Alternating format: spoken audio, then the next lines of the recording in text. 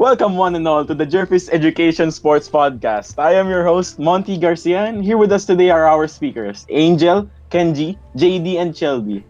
Today we're going to be talking about the economic rehabilitation, Philippines versus Japan.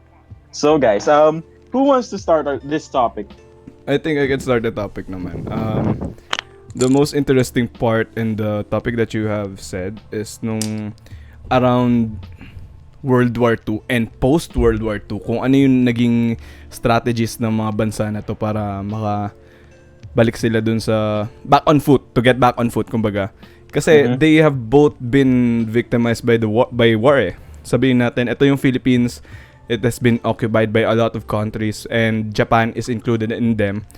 Then ito naman si Japan, syempre you know what happened naman do sa the atomic bombing of Hiroshima and Nagasaki, right? Ayun. They were also invaded by the Russians because Russia was part of the Allied forces. And alam mo yung Great East Asia Co-Prosperity Sphere, right? And Japan was like, why are these Asian countries letting other Western powers colonize them when in fact they could, govern themselves? But within that idea, of course, they also wanted to colonize those countries because Japan isn't particularly a state that's rich in resources, particularly agricultural resources. So they also had to import materials from those countries. Yun yung agenda nila sa war. Kaya pala sumali rin sila sa Axis powers, no? It's kind of weird lang na, as far as I can remember kasi, yung Germany, Russia, and Japanese yung tatlo doon sa Axis powers. Am I right ba? Or Russia was in the Allied forces, and then Italy was the third country in the Axis. Italy. Okay, I was wrong pala. Okay, noted. Thank you. With si Benito ba yun? Yung timer yung Benito yun. Benito Tapos, kaya na-involve yung Philippines with the war because of the tension of America with Japan. Yung tension na yun, sobrang nag-spark, obviously, nung sa bombing of Pearl Harbor noong December 7, 1941. Tapos, grabe rin yung strength and sobrang determined yung Japan kasi the very next day, they took over, the strike Manila naman. 10 hours, exactly 10 hours after the attack on Pearl Harbor. Exactly 10 hours. Strike nila Manila. Oo. Sobrang bilis, di ba? That's quite interesting when you mentioned that the reason why we fought against Japan was because of our ties with America. But it's quite interesting to say because back then, I think a lot of families and particularly the Japanese, they were quite divided during that time because I saw an article that talked about this in detail where two brothers had to fight each other in terms of like politics because one was living in America and the other was part of like the Japanese army. So really there were a lot of Japanese Americans back in the day who also swore their allegiance to America, which was very interesting because to think that you would in hindsight betray your kin, like in your sense, like you're betraying your blood country because you're living in America. So it definitely brought some tension to that, and my thoughts on that is I'm not quite sure how to feel about that. In addition to that, to what Ken just said, I also heard that there was an intermittent camp for Japanese in America. They weren't really tortured, much like what the Germans did to the Jews. But of course, they were discriminated because of their race, and they didn't really have access to resources because they were Japanese living in American territory, for one. But, because of that, the Japanese in that intermittent camp, they were able to have a sense of unity naman. As cheesy as it might sound, they're all in this together because the Americans don't like them. Yun nga eh. So, yung sinabi mo kanina, our ties with the US led to the attack and invasion of Japan in the Philippines. Pero actually, yung nangyayari nun is we were really close to our independence na. Kasi ano yun eh. I think it was 1941 na yun eh. So, patapos na yung granted na allotted period pala sa atin, yung transition period, which yung US would give us the independence once we prove ourselves worthy, tapos stable na yung government. So this happened eh. We were invaded bigla because of because of the ties nga. Sobrang unfortunate. And you know what's funny is that nung pagka-invade nila sa atin, come March 11, 1942, like sabihin natin 3 months after nung invasion, si General Douglas MacArthur, he was ordered out. Tapos yung mga tao dun sa korehidor, parang naiwanan. And they were Oo, sick grabe and yun. starving. 76,000 people, American and Filipino defenders in Bataan, surrender Oo, na. tapos ano sila, may mga dengue, di ba? Ganun. Siyempre, medyo maano tayo sa Pilipinas eh. Malakas Malamok. yung Yeah, dengue. Malamok. Malamok, pre. Sobra. Yeah, and what was worse is that General Jonathan Wainwright, the commanding officer for the Philippines during that time, is that sumuko na siya eh. So yung sumuko siya, yung American flag sa Corregidor, it was taken down, it was ripped apart by the Japanese, and doon na nag-start actually yung Bataan death morgue, Yeah, which tapos, is quite an unfortunate event Oh, that happened in our history. may add lang na siguro 'di ba nung nag-surrender na sila after the battle, you would think na okay, di ko nahahawakan to kasi parang tao to eh kahit may giyera, 'di ba? Pero they actually forced the soldiers nga to march from Mariveles, Bataan to San Fernando, Pampanga. That we're was talking about 96 to 112 kilometers yung nilakad Oo nga, nila. yeah, really, thousands and thousands of meters. Tapos gutom pa, tapos uhaw, tapos binubugbog pa.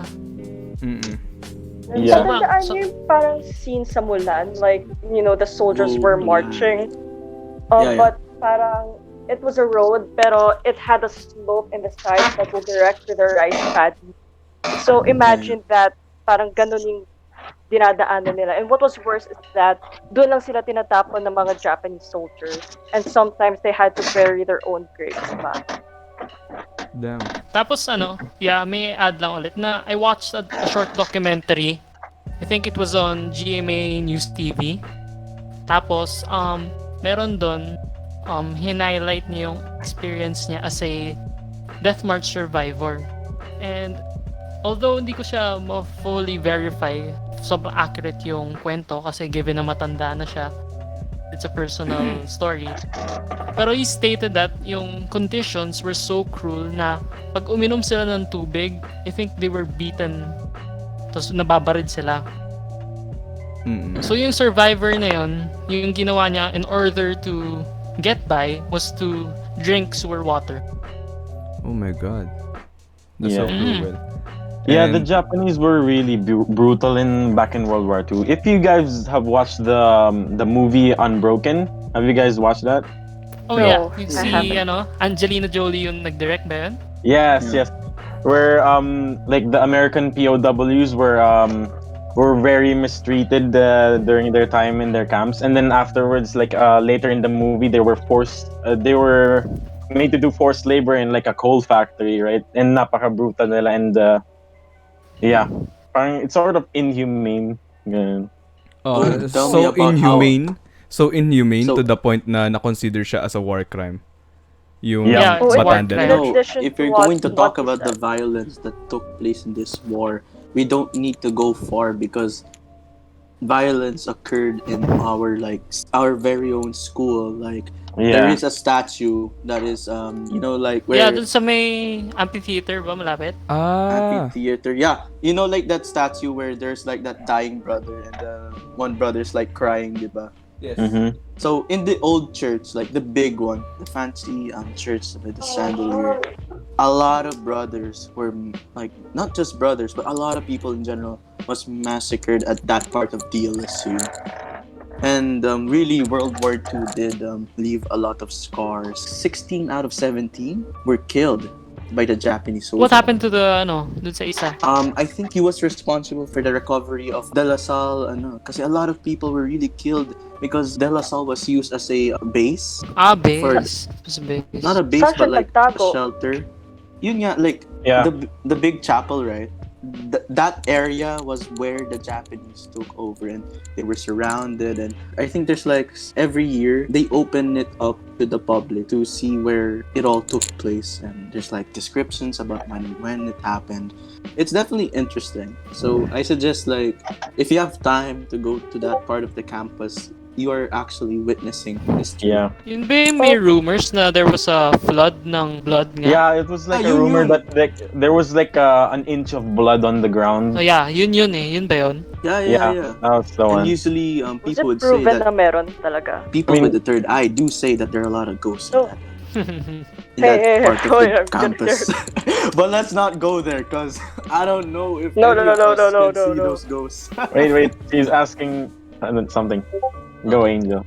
So to support what Monty said, what the Japanese did to the Lasallian brothers, although it was of course quite unfortunate, what the Japanese did to the prisoners of war was much worse because, as you know, they did human experimentation. What Oh, I don't want to get too much into the picture, but some prisoners were experimented on alive for the sake of industrialization and quote unquote modern medicine.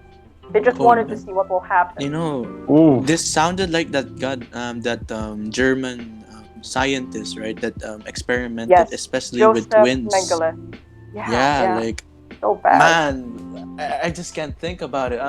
Oh my god, I can't Man, imagine. and I thought the freaking kamikaze bombings was brutal. Yung kamikaze bombings kasi, that was the last resort of Japanese to Yes. try and win the Yeah. war.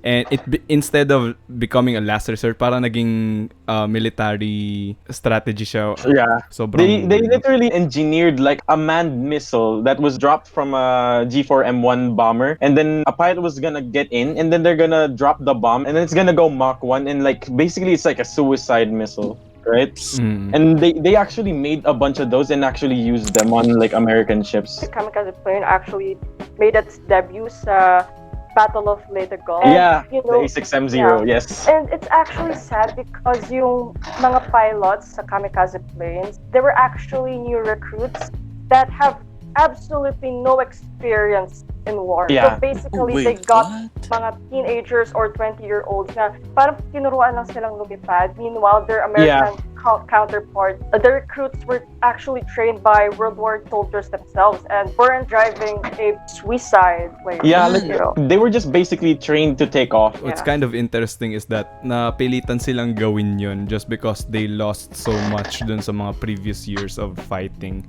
Yeah.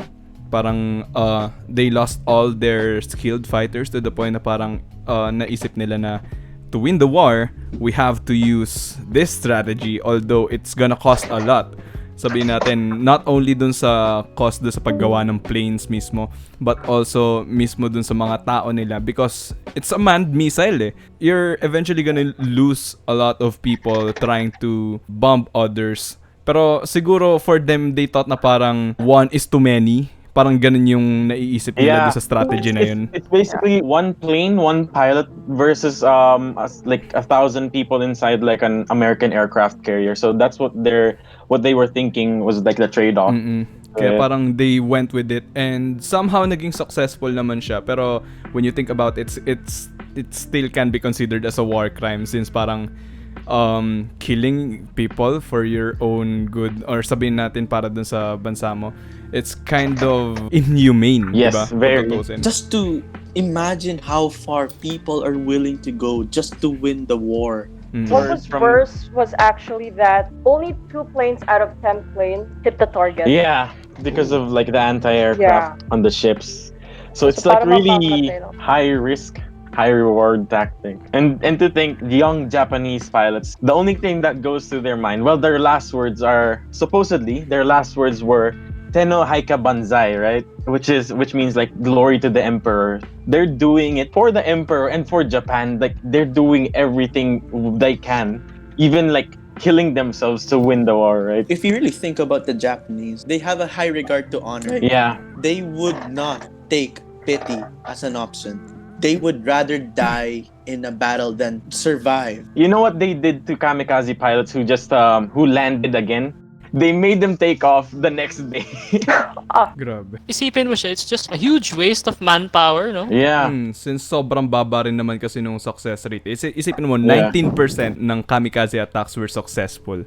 And they were still parang planning to continue with it. Kasi ayun nga, sobrang high reward siya eh. Sobrang ganda ng payload niya and yung explosion na nagagawa nung bagsak ng plane mo o di kaya pag crash ng plane mo onto the enemy is so big. Kaya parang inisip nila na might as well just do it. Yeah, So, they, yun nga. I watched a documentary. There's a few misconceptions about the pilots of the ones who drove the kamikazes. Sometimes kasi prisoners of war, mga Americans or Really? Chinese people, yeah, they forced them to get inside the kamikaze So, plane, para- which is called Oka. yeah, So, the para Oka, hindi- that's the Yeah. missile that I was talking about. Oka, yeah. So yung mga fighter plane, ay yung mga pilots nun, para quote-unquote hindi sayang, no? It's like, Yeah. yun ba yung thought process nila? Oh, so Yeah. maybe kaya pala ang baba rin nung nung parang success rate niya is because hindi naman for Japanese people yung yung parang ginagawa ng mga pilots doon since they were only forced. Tama? 'Di ba? When Yeah. you think Some of about them. it. Some Some of of them. Oh, some of them. Okay. Some Japanese soldiers or pilots per se, actually, usually kasi sabi ko nga, di ba dati parang fresh recruits, Yeah. they had girlfriends and parang there was a documentary that I watched, sabi na parang some military personnel witnessed like a pilot crying while writing a letter to his girlfriend na parang Ooh. he's gonna Tragic. die na. Tragic. Very Yeah. Why tragic. does that sound like something I'd hear in Violet Evergarden? Oh no. Sorry, I just had to mention. Let me just say this. The Japanese kamikaze missile was called Oka, meaning Yes. the Japanese cherry blossom, right? Exactly, yes. Yes. So the thinking behind that is when you visualize a cherry blossom, once it falls from the tree, it's never gonna go back. And then that going through the minds of like the young Japanese pilots, man, you could just think like, who would not cry writing a message Yeah. to their mothers and like girlfriends, Yeah. right? Man. Like, so young, and due to the nature of war, they really couldn't do anything. So yun nga I think you have to wonder na kung bakit sila nag-fail despite that tenacity, yung hunger to win, no? Yeah. Pati yung Incredible. violence, pati yung desire nila to win and their means. Grabe. Yeah. But to say that the Japanese really went that far, we really have to ask what happened post World War. Because Yeah. aren't you guys Yeah, curious yeah. about like the casualties that occurred at this time, the Filipinos and the Japanese alike? A lot of stuff occurred back in the war. Oo And nga. we're actually very curious about like what happened to the Philippines and why it is what it is today and how Japanese became to the To where they power- are today.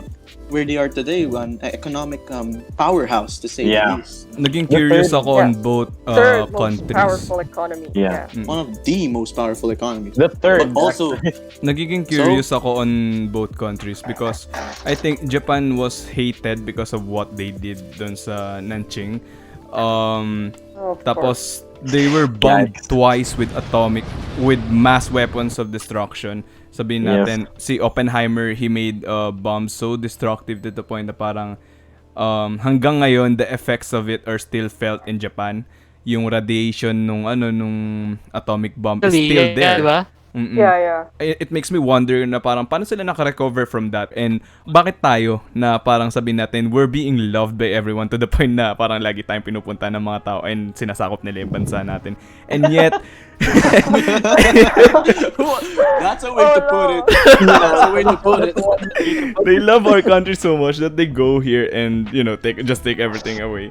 Oh, Tapos, Spratly Island. hindi tayo naka-recover from that. I think parang post-World War, everything just went downhill and kay Japan naman, although hated siya by everyone, they went uphill, 'di ba? They're doing so well right now. Uphill. Mm-mm. You Yeah. know, Kasi, It's sort of like a miracle, some might say. but you know, it's quite actually, what surprising to really talk about like how Japan back then was really in a ruins. black A lot sheep. of things was inspired in the Japanese culture with what they did with the war. They tried to redeem themselves, if you may. But a lot of people did not forget what the Japanese did. Yes. Now we can say that the Japanese are loved by a lot of people as well. Like just to think about like people watching anime, Mm. The something Sony Japanese, Yeah, right? Walkman. It's just a that's lot of just things. one aspect. Anime is just one aspect, yes, but we get exposed to Japanese culture with that one thing. That's the important thing to take note of. Anime is worldwide, and to say that it came from Japan, people are curious to know more about Japan. Mm-mm. And actually in the Philippines, I think we have this mentality that we actually got used to being, you know, you said it, Colonized, diba? colonized, occupied. Mm. I'd actually say that we actually don't know our Filipino identity compared to the Japanese because the Japanese are Oh quite yes. firm to their identity. But the Filipinos, it's all up to debate. We're always talking about what it Okay, means to be a Filipino. here's the thing. Because actually, what I learned from my JP State class from my professor, Japan went through a lot of years before the Tokugawa period. Because the Tokugawa period in Japan, it was When was the 300. Tokugawa period? It's about 1600s to the late 1800s. Oh, Okay. Yeah. Okay, that's way So back isipin then. mo, parang, way, way back. yeah. So imagine mo, like, that time kasi it was to unify all the clans in Japan because they kept on fighting. And Mm-hmm. during that time, since Japan was unified, they didn't actually like Western influences to, invade their privacy and such. And they would only go to the Dutch for the sake of, again, modernity. Because the Japanese, they like to improve their technology, discover new things. Yeah. Pero ayaw nila sa mga Spanish, ayaw nila sa Portuguese because they know what happened to the Philippines. Japan, in their time of history, they really did isolate themselves from other Yeah. people, from other countries. But they eventually had to because of economic opportunity. Because they realized that they couldn't fully depend on Sustain themselves. themselves.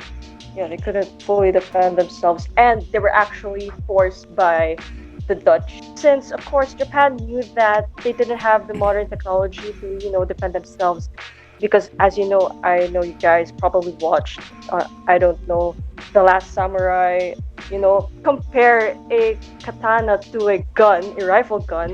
Who do you think is gonna win, diba? Yeah. So parang they were forced to open up. Pero since nag-open up sila, nagkaroon din sila ng scholars because yung mga mayayaman or yung mga middle class na who have opportunity to go to Europe, they were able to bring new information para ma-improve yung Japanese society, which is good naman, but of course, to World War II, it was used for brutal and evil intention. Yes. Ta- World Tapos domination. ako naman, on the perspective dun sa Philippines, like, kanina, Kenji mentioned na parang we are lost. Parang may state of, oblivion dahil sa wala tayong identity. Is that right? Mm. Yeah. Yeah. That's what I said. Yeah, you said that. Pero you have to consider na parang we were colonized for like hundreds and hundreds of years. And Yes. after the war lang was actually the time na we got the independence. Tapos wrong timing pa. 'Di ba? Yeah. Unfortunate. Wrong timing. Yep. Unfortunately. And to say that we were all developed, and yeah, as Philippines as a whole is quite a diverse country. Pero We are nevertheless, it was independent. it was independence, yeah. But to be frank with you, I'd say that I'm sorry about my use of words, but I'd say that we got used to being slaves of a powerful nation. That we didn't know what to do with our freedom once we were freed. Oh, that's actually interesting. Kasi after the war nga, 'di ba, there was an urgent response for reconstruction para sa economic growth. So na-recognize yun ng mga politicians. Kasi nga yung end of the war not only meant the time for reconstruction, pero yung time of liberation natin. So yung political era na to is like, it's called the Third Republic of the Philippines. And the first president here is Manuel Rojas. Kilala niyo naman siguro siya. Yeah, Yeah, course. the best president. Yeah. Tito ko yun. Oh, wow. So, isa sa mga ginawa niya is the Bell Trade Act. Ito yung pinaka-controversial na act kasi, di ba, we just got our independence di ba, sa US. Tapos ang nangyayari, we re-established our economic ties with the Americans. Tapos meron pa ditong provision under this act, which is called the Parity Amendment. Are you familiar with that? Oh no, can Parity you amendment. elaborate on it? Yeah. Parity amendment, siguro, basically, for the trade relationship to fully push through, masyadong strong yung word na demand But I'm gonna say it, the US demanded changes in the Philippine Constitution, allowing American citizens rights sa natural resources natin. So they can utilize our natural resources. Yun yung isa Parang sa kontrolado step. nila. Hindi naman sa kontrolado, but they had a fair share. Ah, Kasi syempre, sa atin pa rin yun Mhm. Pero, ano siya, encroachment of territory no? It put us in a tight spot. But, the presidents and some politicians consider this as a practical judgment nga. Kasi may desperate need na tayo to rebuild. question lang. Since of course we can't say na Philippines drove the Japanese out of their own land. Diba it's the Americans naman who literally drove them the Japanese out of our land. So do you guys think it's a fair trade rin? Kasi you have to take note that for one, before the war, America suffered the Great Depression. Tapos my second point is that marami rin naman silang tinulungan na country during the World War II because of malakas yung ammunition nila and manpower.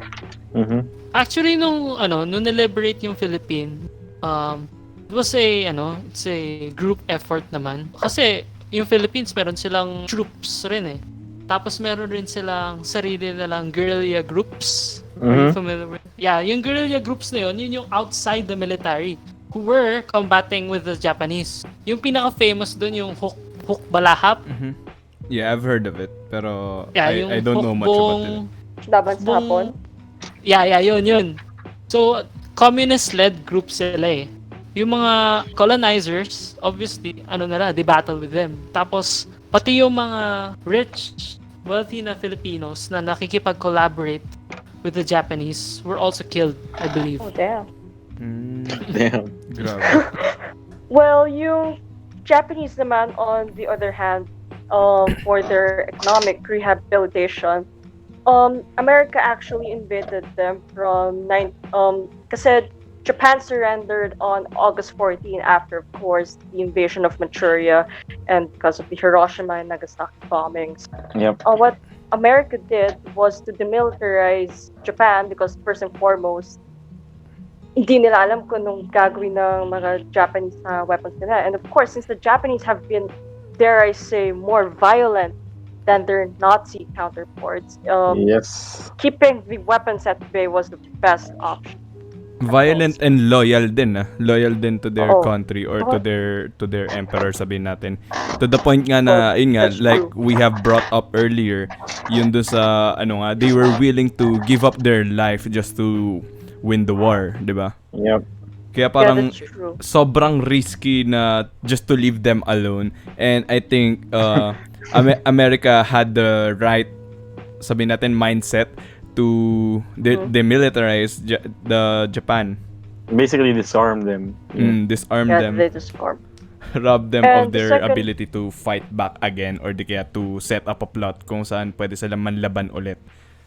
Oh, Yeah, that's true. They basically put Has a Japan in a possibility. corner. Yeah. Go They sit in put the corner. Japan on a timeout. Yeah. Think about what you've done. There, Kasi go yung ahead. Russia kasi, you gotta take note rin na even if allies yung America and Russia during World War II, the Cold War was gonna happen, and Stalin was a great influence Yes. for communism. So, natatakot yung mga Amerikano na baka mamaya maging komunista yung mga Hapon. And being a Yeah. communist in an Asian country, you have to take note of Cambodia as well, di ba? Khmer Rouge.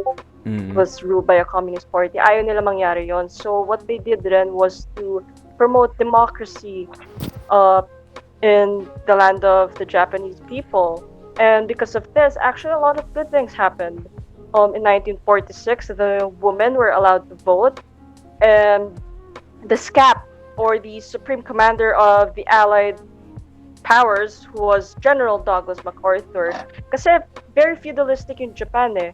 And they were, the lands, politics, the businesses, they were actually ruled by Zaibatsu, which is like, let's just say they're mafia, but they're less violent. Basta they owned a lot and they controlled every aspect of business, income of money, in Japan. So they eliminated the Zaibatsu, and they purchased like 6 million acres of land Mm-hmm. for the farmers, para may sarili namang land yung mga farmers. Kasi yung farmers before, they were working for the Zaibatsu eh.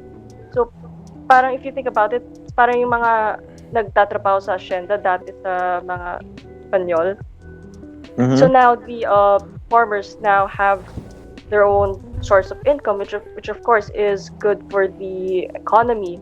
And fun fact, yung Japanese emperor, which was Hirohito, unlike Benito Mussolini, who was hanged, and well, Hitler, they couldn't have anything done to Hitler because, of course, nag-suicide nga. Yep. Emperor Hirohito was pardoned because, kasi diba sabi ni Chaldi kanina, the Japanese people are very loyal to the emperor. So parang if the Americans or the Allied powers were kill or imprison the emperor, magre-revolt yung mga tao talaga.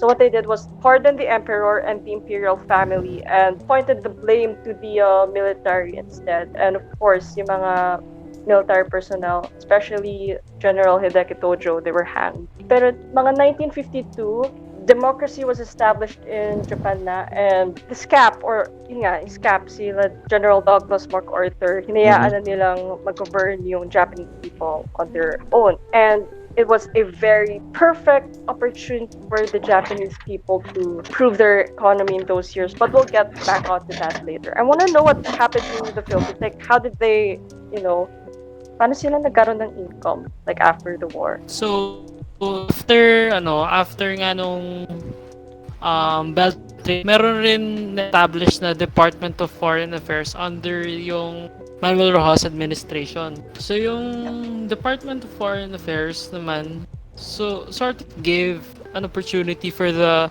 Filipinos and the politicians to engage in foreign relations. Pati, since na-establish na bagong department, na-mobilize lalo yung workforce. Napagalaw sila. Dumami yung nagtatrabaho and so on and so forth. Pero I realized na both the countries sort of needed the US, no, for the rehabilitation process.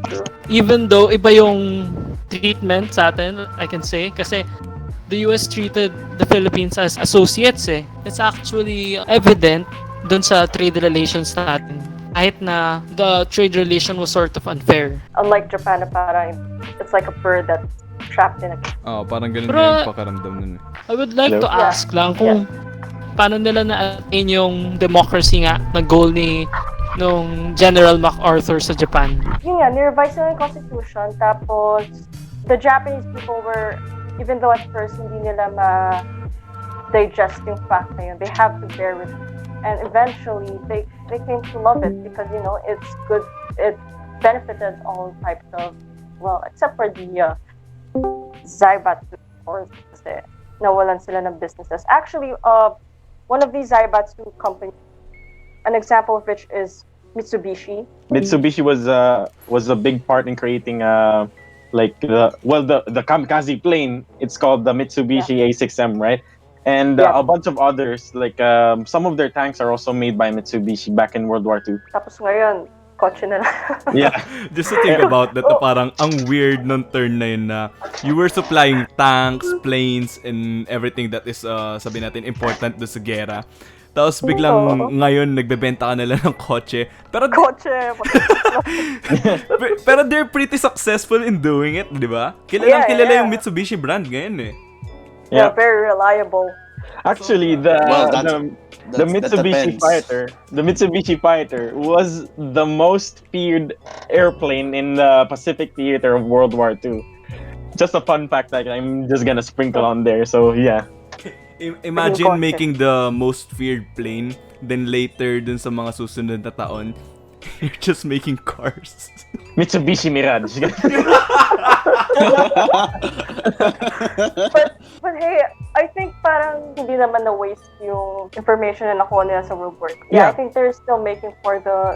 I wouldn't say military because they're actually called self-defense force. Kasi of course, yun nga, ayaw ng international organization platforms na magkaroon ng military yung Japan, yung Italy, Germany because of World War II. Yeah, they really put that Japan in the Yeah. corner. Pero I think them making cars is a huge part of why they recovered, diba? Since they are, sabihin natin parang most of the brands na mga kotse na nakikilala natin ngayon are made by Japan. Sabihin natin Toyota, Mitsubishi, yung mga ganun. Unless yung mga supercars tulad ng sabihin natin yung Lamborghini o di kaya yung sabihin natin Ferrari.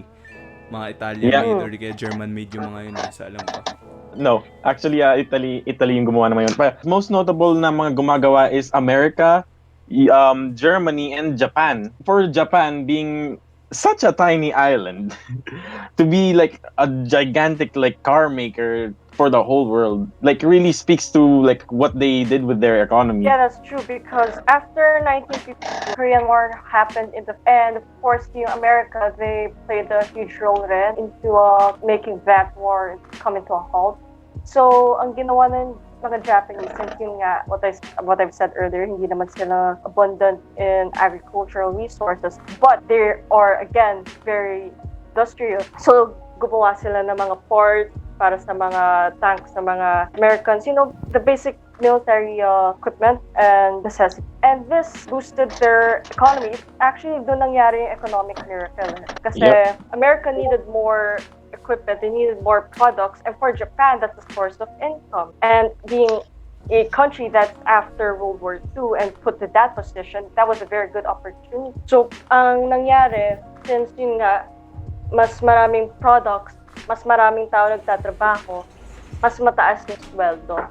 Even though this was good, it wasn't actually a good thing because pagdating ng mga 70s, mga 1975, I suppose I've read in an article and watched a documentary. Because after the Korean War, the Japanese continued to manufacture electronics and mga kotse, mga gadgets, stuff, computers, refrigerators. What happened was, nung time ng Korean War, maraming pera yung tao, but since the industries were still technically suffering, konti lang yung bumibili. So what happened was, the Japanese government, they issued a new currency. So parang new yen, parang so. And may wealth tax pa yun. So you can imagine how many people suffered because of that. Kasi konti lang yung na-withdraw nila. Kasi like parang 500 yen lang a month. And 500 yen is like, I don't know how to compute it, but mas malaki yung peso kasi. So 250 pesos, I think. 500. Oh my God, Somewhere like that. Wait, so nung may Not bagong sure. yen, what happened to the old yen? Wala. Kasi what Your old yen is garbage now. That's new yen. That's basically what happened. Wala. Kasi yung nangyari doon is like, the new currency, the purpose of it was to parang circulate the money within Japan, you know, bagong money, you know, people who work, tapos bagong money yung ma-receive nila. So, you know, parang fresh yung circulation of money within Japan. And because of that, they're still continuing to produce. Pero hindi pa sila nagma-mass produce na parang in comparison to what they did during the economic bubble years, during the 80s. So we can say na during that time yung rehabilitation in Japan, it was purely industrial. Can we say that? So tingin ko masasabi naman na ganun. Yeah. Compared to the Philippines, based on the research, I noticed na there's lagi sila may program, may focus sila eh. It's usually agrarian reform, mga ganon, yung land settlements. Yung isang ganon was actually evident nung term ni Ramon Magsaysay. Do you guys know Ramon Magsaysay? Dito ko yata yun eh. Basta ano siya, yung concerns niya is with the rural people. Kasi with that said, one of his focus is to protect farmers nga eh. Kaya evident yung protection na yun na gusto niya in the Agricultural Tenancy Act of the Philippines. This provision secures the cooperative relationship between the landholder, yung may-ari ng lupa, pati yung the worker. That's quite Tap, interesting when you mention that because you know the Philippines is rich in natural resources. yeah. Yes, A lot of very. previous presidents did support that claim. A lot of programs were made as a means to really utilize our rich soil. One of those well-known ones are Miracle Rice. It was proposed by Carlos P. Garcia? yun, si Carlos P. Garcia, thank you. Alala ko yun. He proposed the Miracle Rice, which for a time did work. But the problem there was that apparently the farmers weren't benefiting from this, but the landowners that owned the land. So Realistic. it was really unfortunate because we could have really used that resource to our advantage if executed properly, because even to this day our farmers aren't being supported by our government because, to be honest with you, we have the resources to provide rice for ourselves. Why are we accepting like imports from different countries? We have to Yeah. compete with other countries, and for us to compete, how much are we willing to pay for our domestic made rice? And that's an interesting thing we said because even to this day, it is actually affecting us. And based on a paper that I read, agriculture is the key for us to actually rid a lot of people from poverty. In addition to what Yung- Kenji said, it's also sad that parang tayo pa yung nagturo sa kanila kung paano mag-plant. Yes. Tapos sila pa yung nagbe-benefit sa A atin. lot of the countries back then, we were the pioneers of Miracle Rice. A lot of Yeah. countries like correct me if I'm Vietnam. wrong, Vietnam, Thailand, Taiwan went to us to actually learn how to do your farming, your crops. I think this was somewhere in Los Baños, somewhere in the University of Los Baños. This was where it was established. Inri? Somewhere in- there, I think. I'm not quite sure. There's no In Los there's Baños. no arguing that rice played an important role in the Philippines. And I don't know why, but this has been a trend that a lot of people tend to benefit from us, from our rich resources, even from private companies who are willing to invest some mining equipment to our land. It seems like they're the ones benefiting from us because we're just simply accepting deals like, okay, we want to mine in your country, go ahead.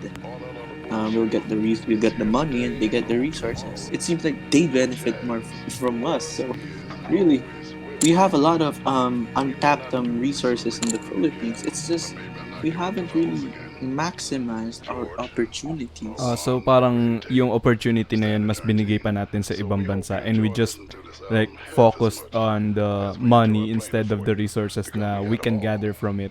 And That's been a tendency in the Philippines. Yes, indeed. sobrang naging capitalized nung system natin to the point na parang everything that we have, if we can make money out of it, parang doon tayo magfo-focus kagad, di ba?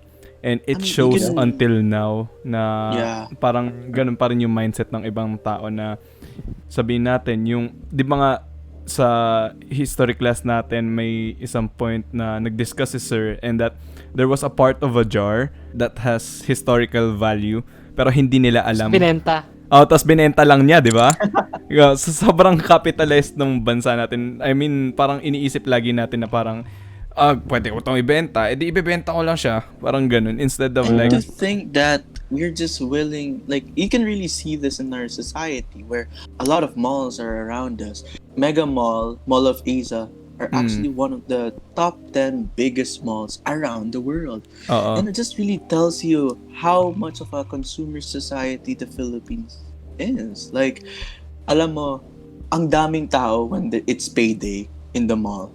There's no Yeah. denying that, right? I Traffic. think when people payday na, oh, let's go to the mall, let's spend some money. It really Laging just ganun. reflects our mindset when it comes to money. Instead of investing it. for future Precisely. purposes. It's Yep. quite funny how the richest Filipinos aren't even Filipinos to begin with. Yep. If you think about it, really, Yeah, they're not Ayala is Filipinos. Spanish. There's only one exception to that. I mean, no, we all know who he is. That is true. Pac-Man. Oh, going back to what Kenji said when it comes to the mining incidents, actually yung pinakamasakit doon is that parang tayo yung nagdadala ng raw ingredients sa kanila.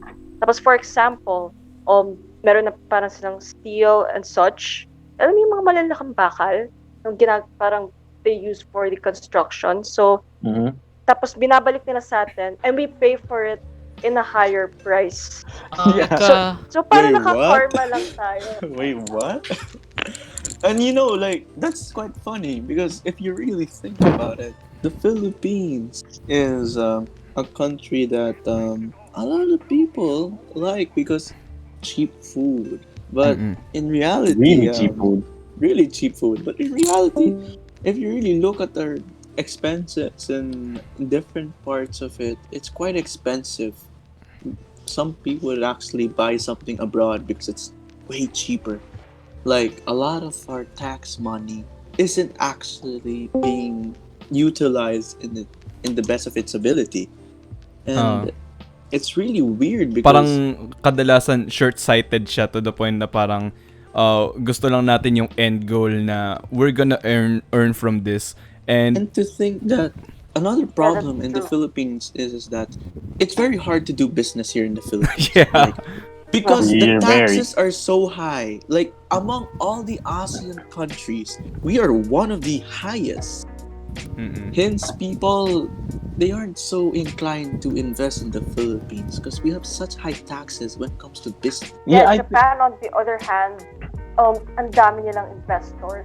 I know you guys can see pictures of You know, Japan, maybe YouTube or maybe even Mhm. went to Japan. Hmm. Talaga sila yung tunay na first class na they're the truly developed country. If not Yes. in the world, one of the most developed countries. That's because they invested in their money well. Kasi there was a thing called the bubble economy noong 1980. What the Japanese did was parang they just printed a lot of money. Yeah, they basically just printed a lot of money tapos nilagay nila sa para mag-circulate sa mga markets. And the manufacturers, they like this very much. Syempre, more money, mas marami mag-circulate. And the people also like this kasi tumataas yung assets nila. Mhm. And during this time kasi, yung significance ng Philippines, kasi a lot of Filipinos went to Japan during that time. Alam mo yung mga geisha, yung parang nag-work sa Oh yeah. mga bar. Yeah. Yep. Usually kasi yung mga, let's say, not that much educated Filipinas in particular, actually. Yeah, of course, they were women who worked in bars. They earned a lot of money from working as a geisha in Japan during that time. Ganun kayaman yung Japan during that time. But of course, they suffered small treatment because of course, hindi naman sila masyadong maalam. Yun nga, they weren't that much educated. So parang naiisahan sila. And yun nga, parang when it comes to the capitalism idea, parang consume lang, parang sinabi ni Kenji kanina. Kasi, the Filipinas who weren't really that much keen on investing the money, saving the money, per se, nagastos kaagad nila yung pera. Kasi, yun nga, parang tayo mga Filipino, we have that idea na parang, uy, galing si Ninang sa abroad, hingi tayo ng pasalubong, ganun. So, since Filipinos are like family-oriented, Very. parang bigay, which is sad. Parang most Filipinos think na parang kapag may pera tayo, we should provide immediately or we should buy something immediately instead of saving it. Sabi na, Yeah, meanwhile in Japan, parang they save money talaga. Even the land is expensive there. I think a postcard size of land is about $6,000. Yeah, Ganun kamahal. $6,000. $6,000. grabe. Imagine. Postcard pa lang yun Postcard. Imagine kung bahay. Magkano kung index card? Yeah. Wait lang. I think ano naman, Masyado nating underestimate yung economy natin. Oh, I Kasi- would. Yeah. I would say, Kasi- nga naman. I'm a development studies major, and I have to say Yeah, that we've wasted a lot of opportunities. Pero there was a time in history nga na we were successful. Kasi nga, katulad itong Laurel Langley Agreement under the President Ramon Magsaysay, yung agreement na to, nagkaroon siya ng revisions dun sa Belt Trade Act. So, which brought balance, pati fairness sa dalawang parties. Okay. I read this article sa Manila Times by Professor Xiao Chua.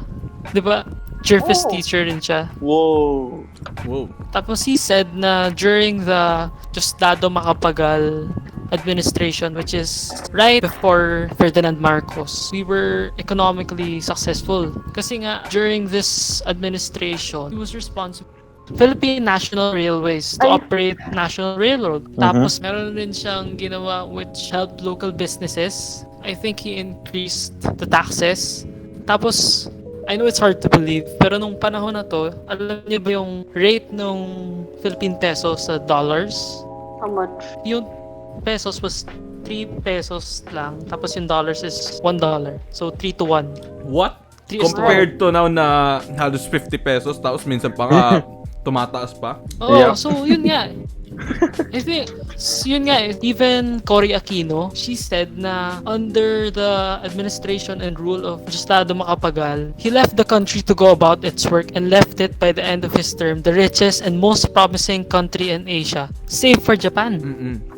So But everything let's- went downhill but, lang. Back then, we were called the Ace of Paris. And yes, I do agree that we were really successful at that time. But ever since that time, I don't know what time, perhaps Marcos, because during the time of Ferdinand Marcos, may it be corruption or what other reasons, we couldn't maintain the momentum. We didn't Yun nga eh. maintain that. Yeah, it might have looked like a lot when Marcos was building a lot of infrastructures that we did eventually benefited from. There's no arguing that. But to say that we got from there, some of it just gone to waste.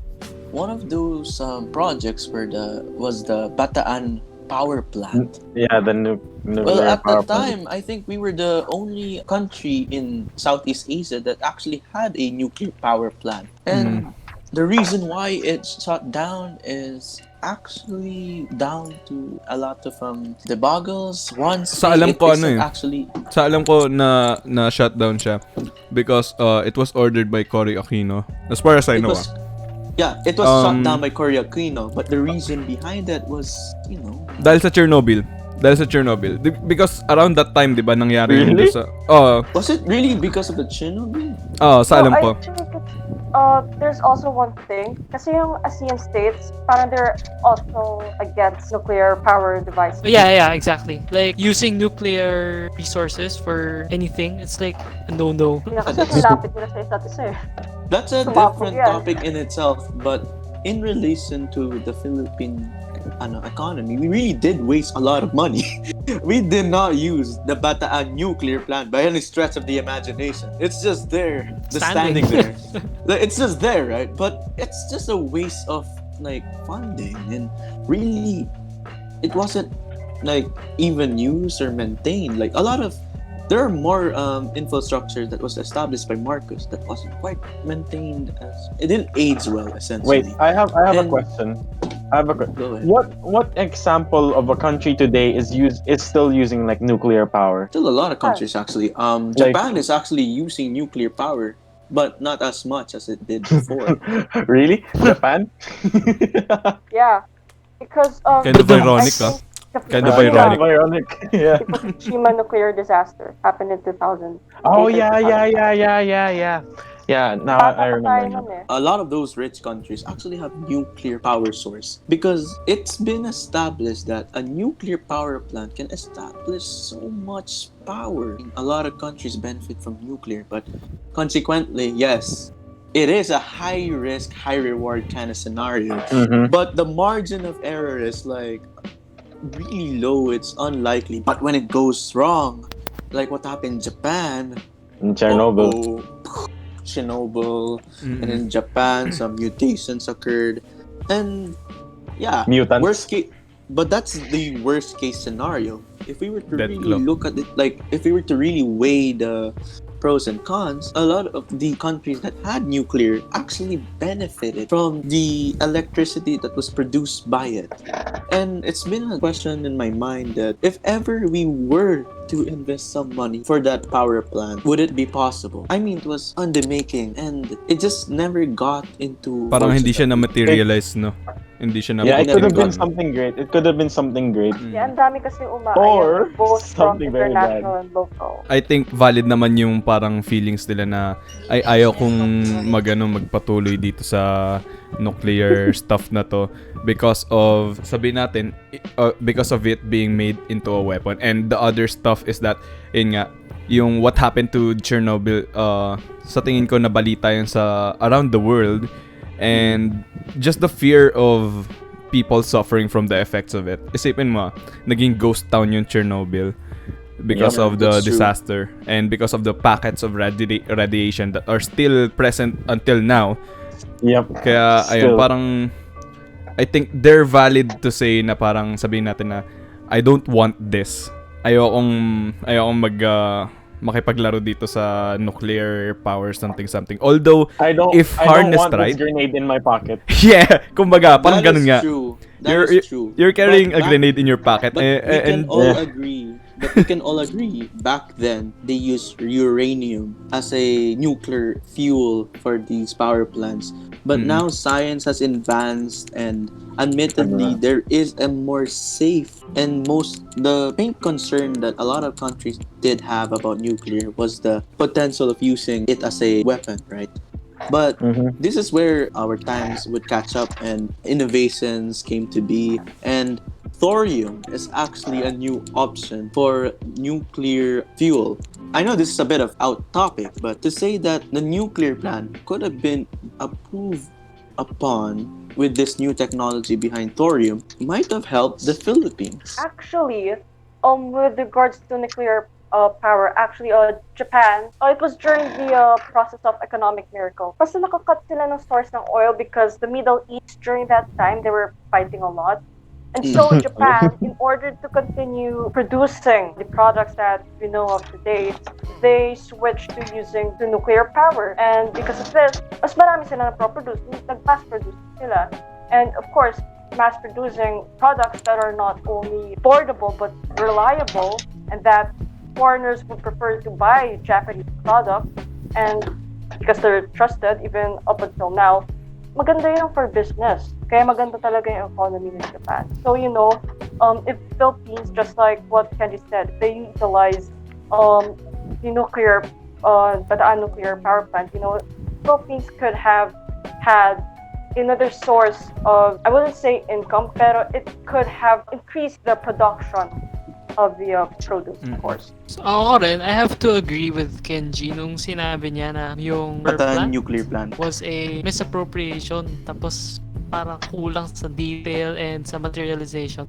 Pero there was this other... If I had to be positive with what happened with World War II and the Philippines, it did establish the jeepney.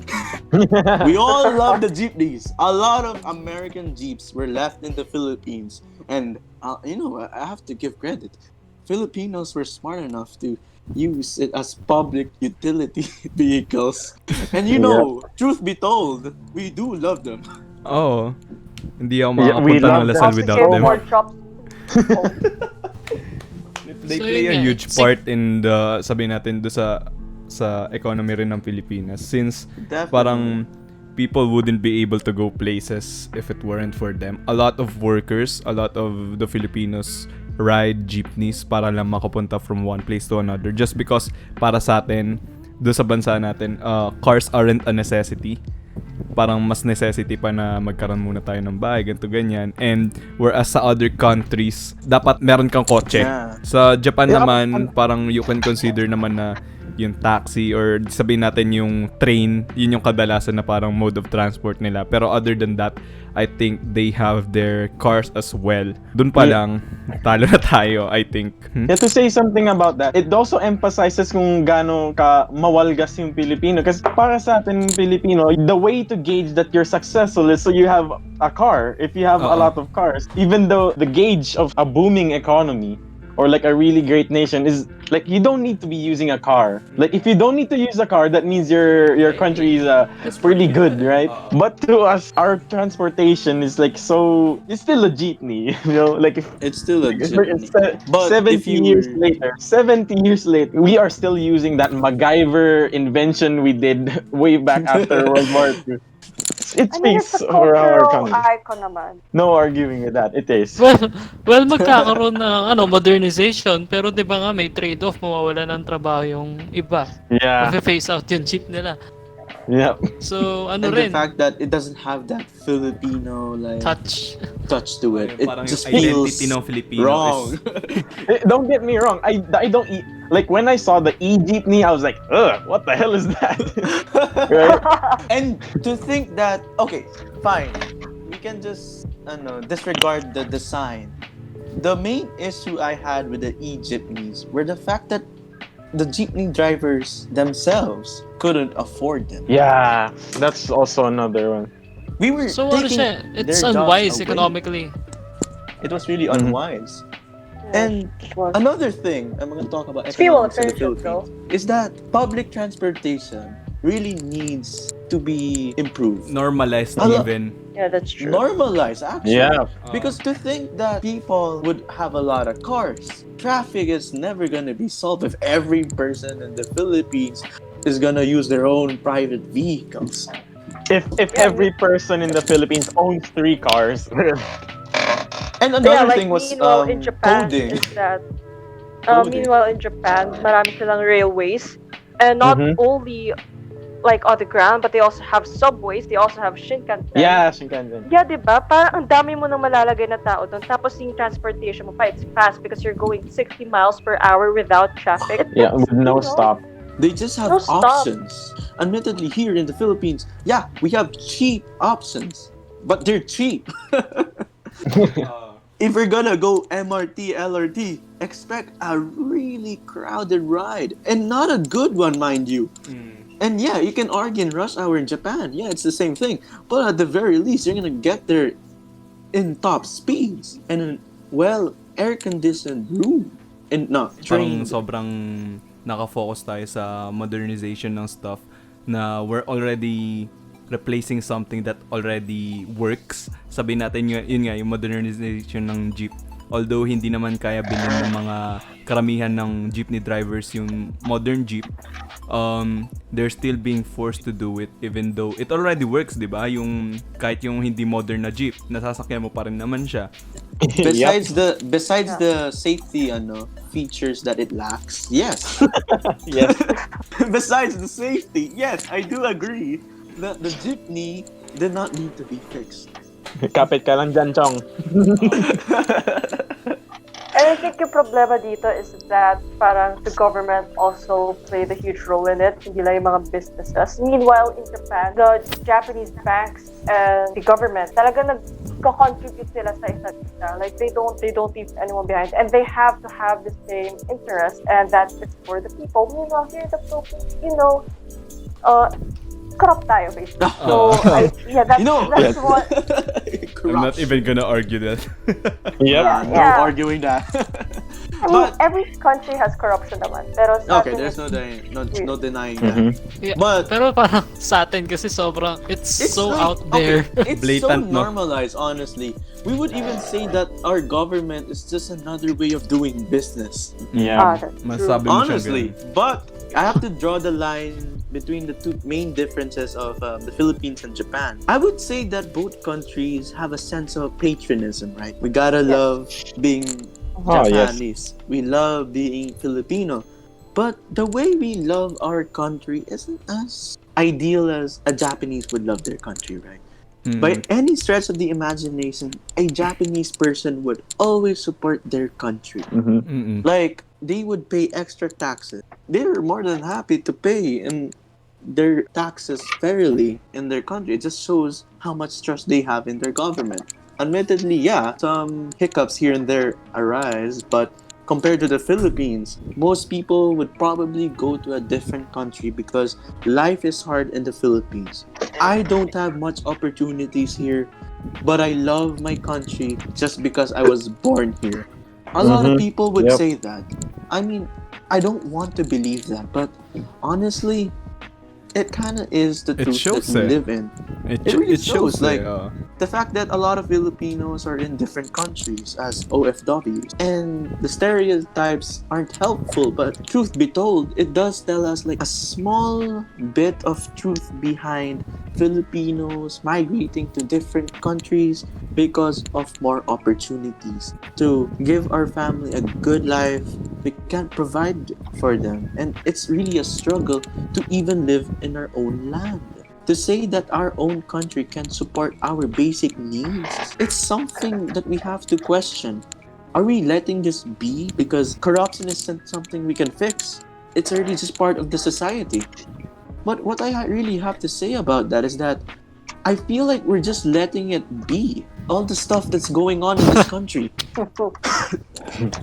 we've been quiet about it. And if enough people were to really voice out their concerns, I think the government would actually comply to us. Compared to Japan, if they were caught doing a form of corruption or like they're sick and something, recently Shinzo Abe admitted that he was sick, so he had to like step down as prime minister in Japan. Why Mm. Kasi can't you we can have? no longer decide, di ba? We can no What's longer best First decide. Nation.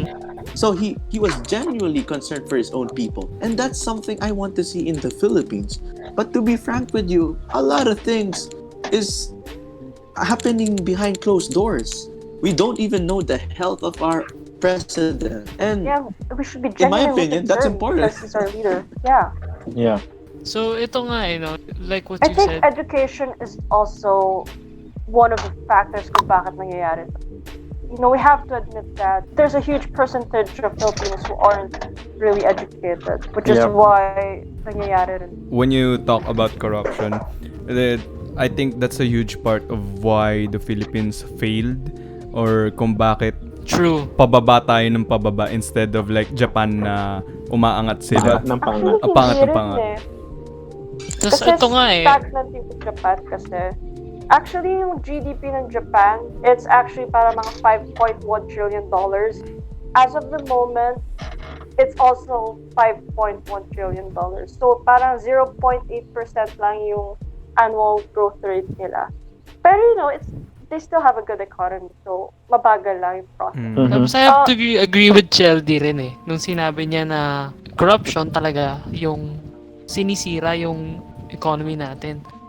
Ano nga eh, I recently watched the documentary film na yung Kingmaker, yung tungkol sa Marcoses. Yes, that featured all the politicians like Imelda Marcos, Yeah. Duterte, So like, Lenin dun sa film Robredo. na yun, Yes. pinakita yung ano nila, intentions, goals, pati yung wealth. And you would have to wonder, where the hell would that come from? May isang scene doon, may binili silang giraffe. Tapos pinadala nila sa Pilipinas. What? It's Totoo ba yan? ridiculous. It's true, it's true. Pinadala nila sa ridiculous. Pilipinas. Okay, Tapos, Nasaan na yung giraffe? you know what was the logic behind that? I wanted things to be beautiful. oh, That's tapos, some Pablo Escobar type stuff. It's not about the giraffe, it's the message behind it. I wanted to reflect the beauty of the Philippines. But like honestly, in the same movie's last documentary, a Filipino local was complaining about the giraffes like eating their crops, and honestly, the giraffes aren't even having a good time themselves because for such a long time of inbreeding, they have like a lot of deformities. deformities, illnesses that occurs. They're very Tapos- sick. Tapos during that film pa, it was frightening for me. Is parang they weren't phased by the political violence. Parang for them it's just I was just doing my job. I did what I think was best for the nation. Tapos samantalang pag tingnan mo sila, they live in glamour, luxury. Tapos nababa na tayo, nalubog na tayo. I think you could say na parang hanggat hindi ka talaga naapektuhan, wala ka talaga pakialam. Yeah, Yeah. exactly. Talks about privilege. Outside that film nga, I found out that during their rule pa, they gathered a really huge amount of debt. Yung sinabi ko kanina na debt-driven growth, economic downfall is present kasi nung 41% yung poverty incidence natin before the rule of Marcos. When he left office, nung na-oust siya, it was 59%. Tapos an 59%. external debt from 1970 to 1981 pa, yung debt natin grew by an average of 25%. Are we Grabe. still paying that debt until today? I think you could say that. Oh, and we just borrowed like $1 trillion from Canada. Padami ng padami yung Tap- utang natin, and to think about, Ooh, and if you think money. about it, You know money. that meme with Mr. Krabs? Like, he's like, why do you do this? Money! Money. Money. Yeah. Why do you do this? It's all about the money. After the Diosdado Makapagal, 3 pesos and 90 cents yung 1 peso. Mhm. After the rule of Marcos, 18 to 19 pesos yung naging angat ng bayad natin per dollar. Tama ba? 18, 19 pesos na ganun. Tapos dahil nga rin dun sa borrowing spree, dahil nga mababa yung interest from the oil producing country. Tapos biglang umangat siya in 1981. So yung utang natin grew so fast and aggressively. It became larger and larger, no, compared to before na 3 piso na pala dati, no. Tapos yung ngayon umabot na ng 50. True. Bakit Yeah. ganun? Tapos ano pa, isa Gusto ko na parang yung stagnant katulad ng Japan na parang time na parang 3 pesos is equal to $1. Mas gusto ko pa yung ganun kaysa sa, 50 pesos ngayon. Yeah. Let me try to be the devil's advocate and just point out the things that, Japan is currently facing. One of the things is like, they're very harsh to their employees. Yeah, their business are great, but the bottleneck of it is, I don't think Japanese people have time to really enjoy themselves in the sense Yeah. of like going to vacation because they're always overworking themselves, and Yeah. you can really see this in their population. A lot of people, even in like their late 60s, are still working. Yeah, Japan has like an aging population, and like a large percentage of them can be classified as workaholics. There's even like stories like of people working themselves to death, right? Kasi Overworking is mababa so yung sweldo sa Japan. Yung typical salaryman, they earn like $4 per hour lang. $4 So per they hour have to work overtime talaga. I mean, compared pa sa atin, ah. ilang hours of service yun? Usually kasi Japanese work, they don't work 8 hours a day. They work 11 to 13 hours a day. Talaga nag-overtime sila. When I went to Japan, parang uuwi na kami sa parang hotel, 10 o'clock na. Uuwi para yung mga salarymen. So you can really see that they're overworked. Yep. Instead of the usual 9 to 5 na job, diba? Yeah, like, it's weird. Like, every time I look around, there's always someone in a suit. Pero ang nakakatakot kasi dun, when compared to the Philippines, mas marami na talaga yung na-earn nila. When you say na parang yung average income nila per hour is $4. For some here in the Philippines, yung $4 na yun is equal to a day already. Parang 8 Yeah. yung 8 hours of work is already just $4 for them. Pero maybe Yeah. for them, maybe in their culture, parang, oh, it's not enough. I have to work. I still have to work. It came to a point where overworking is not a joke anymore. Parang naging issue na talaga siya. And their production rate also, as in yung mga tao, I mean yung population nila, is dwindling. As in bumababa ng bumababa. And they're fearing na baka umabot sila doon sa point na parang maubos na yung mga tao because of, death rates compared to birth rates na parang mas mataas pa yung namamatay kumpara doon sa mga bagong panganak. Yeah, that's why they have an aging population. Yeah, and parang I watched like this YouTuber like Paulo from Tokyo kasi his wife is Japanese. Parang yung normal childbirth, hindi pa yung cesarean is equal to $5,000. So $5,000 for one day. That's so expensive compared to here. 250k dito sa Pilipinas. My God.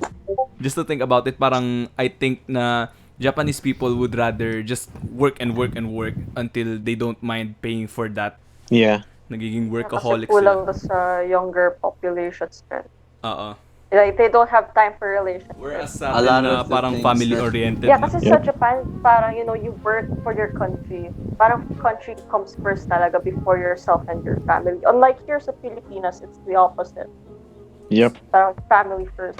That's why it's more fascinating in the Philippines. I think that plays a huge part. Doon sa sinabi mo. Interesting. Doon sa sinabi mo, Angel, na parang it's the complete opposite of it. I think that plays a huge part as to why Japan, economically, mas lamang sila sa atin. Pero sa Philippines naman, population-wise, family-wise, mas lamang tayo dun sa Japan, di ba? Oh, mas lamang Mhm. tayo. And if our economy could, work its way, mas malakas yung manpower natin kung gano'n. Kaso, sobrang taas ng unemployment rate natin to the point na parang yung mga tao dito, marami yung mga tambay, makikita mo na lang sa kalsada nagkakalad. And do sa Japan naman, you rarely see them because they're all working. Yeah. Exactly.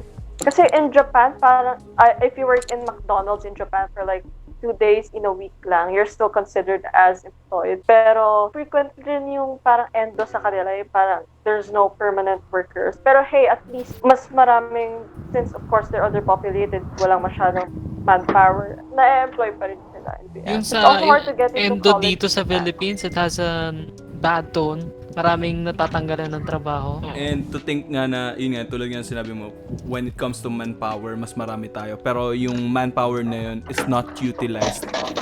Parang sobrang sayang lang naman pag ganun. And I think it says a lot about our economy nga compared to Japan. Whereas sa kanila, nagagamit nila yung manpower nila to its maximum potential. To the point nga na nag-overwork na nga yung mga tao na umaabot na ng 10 p.m. bago sila makauwi. Sa atin umaabot tayo ng 10 p.m. bago makauwi just because of traffic. Oh yeah, So that's true. true. Oh boy. Did you know, like, quick fact lang, out of the topic, parang it takes like 4 hours from Manila to Tokyo through plane. Tapos imagine mo, 4 hours ka sa daan, nakapunta ka na ng Japan. Sa atin yung 4 hours na yun, Manila to Caloocan. Oh no. Isipin mo yun 12 kilometers Sakit sa puwet. Yeah, maupo ka nila, makikinig ka ng mga music na sabihin. Senti-senti sa bus. But in all seriousness, parang, that 4 hours of time, or maybe even beyond, it could have been, utilized for like, students, for example, tayo, may mga nagko-commute rin. They could have used that time for studying Yeah. instead, and to be able to sleep early instead of like being stuck in the traffic doing what? Bearing the traffic. Yeah. That's why time is money. Kaya nga yung overtime pays a lot for Japanese people. Sobrang reliable kasi ng transport system nila na they don't have to think about traveling 4 hours to and from a place. Whereas sa atin yung overtime, we won't be able to sleep kapag nag-overtime tayo because considering do sa transport natin, it takes a long time and sleeping in transport systems is not It's safe. Delikado Delicate. talaga. Instead of being productive talaga, we're being forced to, mag-transpo na lang, ganun. Oh, stagnant yung buhay. Meron na, akong okay. dadagdag kasi yung issue with corruption nga, you don't have to look far ahead to be honest. Kasi nowadays, kahit nga may pandemic tayo, it's so rampant. Sobrang blatant pati yung do sa PhilHealth mismo na yun nga yung Oo nga. the current issue that we're facing na 15 billion. Imagine mo, sinabi lang nung head pala nung PhilHealth. It's like, I know that this happens, pero what can I do? Established na yan dyan. Nangyayari na For the bare minimum, don't be a part of it. No. Nakaka-stress kasi dun is like yung meron nga tayo kasing mindset as established nga kanina na we wouldn't care as long as it doesn't affect us. Tapos, Yeah. parang pag ikaw pa siguro, if you were to enter in that system of corruption, if ikaw pa yung ethical, parang, ay, hindi ka cool eh. Parang ikaw pa yung odd one out doon Killjoy ka. Oo. instead To of go it against being the normal. government, it's likely that you'll be punished for it. So parang doing the right things is wrong and doing the wrong things is right. It's really a parang messed up system. Yep. Yeah, it's parang an aspect of business na parang, as long as it will benefit you and your constituents, it's a good thing. It doesn't matter what anyone thinks or it doesn't matter na kahit ba maapektuhan yung iba, di ba? Yeah. Pero Parang for sure naman, there are politicians na, they're trying their best. you There's can no say na doubt parang about that. Kiko Pangilinan is one of those na parang he speaks out against the government openly even though he's a part of it. I mean, part of it na in a sense na hindi siya part ng corruption but as a as a politician mismo. Mm-hmm. Ano nga napaisip ako. Like, if we ask our na to not be corrupt, are we asking for too much? It's not too much.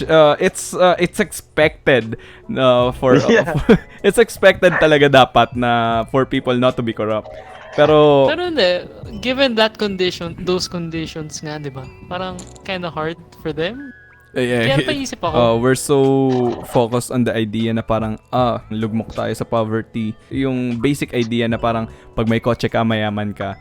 I think that speaks a lot as to why people do stuff like that. Parang gusto ko makaangat mula sa buhay ng kahirapan. Laging ganun yung idea nila. Kaya parang to do stuff like that is already normal for them. Yeah, the way they do it is the problem. Yun nga lang. Well, sorry to say, we have to wrap this discussion up. We have a lot of fun talking about these topics, and we hope to see you again the next podcast. Goodbye, See you guys and thank next time. And thank you to all the speakers right now. All right. Oh, Bye-bye. speakers ba? Thank you for Speakers ba? listening. Bye-bye.